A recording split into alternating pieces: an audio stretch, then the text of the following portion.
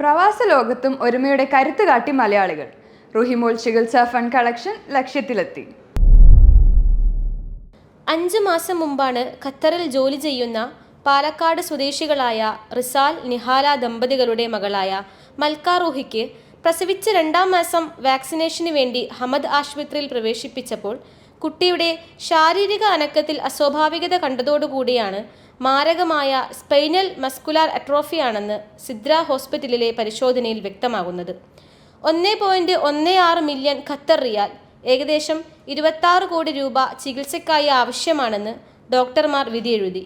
ഈ പ്രതിസന്ധി ഘട്ടത്തിലാണ് വിഷയം പ്രവാസി വെൽഫെയറിന്റെ മുന്നിലെത്തുന്നത്. ഏഷ്യാനെറ്റ് ഇത് ആദ്യമായി പ്രവാസ ലോകത്തെ അറിയിച്ചു. വിഷയത്തിന്റെ ഗൗരവം മനസ്സിലാക്കി ഖത്തർ ചാരിറ്റി നേരിട്ട് ഫണ്ട് റൈസിംഗിന് മുൻകൈയെടുത്തു. മുഴുവൻ പ്രവാസി സംഘടനകളുടെയും യോഗം വിളിച്ചു ചേർത്ത് ഫണ്ട് ശേഖരണത്തിനായി ഒന്നിച്ചിറങ്ങാൻ തീരുമാനമായി. പിന്നീട് 5 മാസക്കാലം ദോഹ കണ്ടത് മലയാളികളുടെ ഒത്തൊരുമയുടെ നാളുകളായിരുന്നു. കുടുംബം പ്രതിസന്ധിയിലായ ഈ ഘട്ടത്തിൽ ഖത്തറിലെ പ്രവാസി സംഘടനകളും ജീവകാരുണ്യ പ്രവർത്തകരും നിരന്തരം നടത്തിയ പരിശ്രമത്തിനൊടുവിലാണ് അസാധ്യമെന്നു കരുതിയ ദൗത്യം പൂർത്തിയായത്. ബിരിയാണി ചലഞ്ച് മുതൽ ചിത്രരചനാ മത്സരം വരെ സംഘടിപ്പിച്ചാണ് ഖത്തറിലെ പ്രവാസി സംഘടനകൾ മൽക്ക റൂഹിയുടെ ജീവിതം തിരിച്ചുപിടിക്കാനുള്ള ശ്രമത്തിൽ പങ്കാളികളായത്.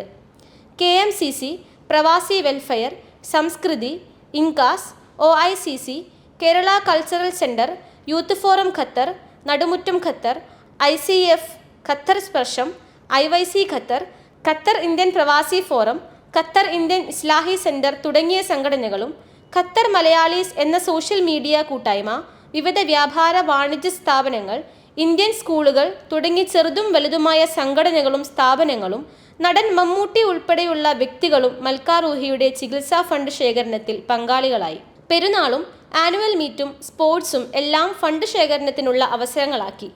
വീക്കെൻഡുകൾ വിവിധ സംഘടനകളുടെ ചാലഞ്ചുകളാൽ നിറഞ്ഞു. മലയാളികളുടെ ഐക്യത്തോടെയുള്ള പരിശ്രമങ്ങൾക്ക് ഖത്തരി പൗരന്മാരും നിർലോഭമായ പിന്തുണ നൽകി.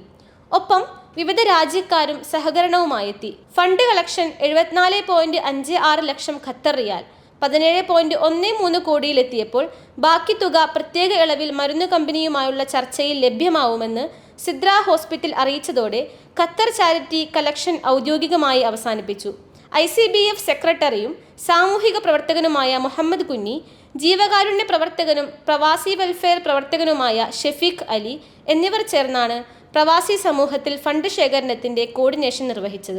Momentum Media proudly presents Naseem Healthcare Qatar Canvas.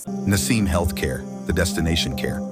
Powered by Riyada Medical Center in association with Isuzu Qatar and Christian SVP.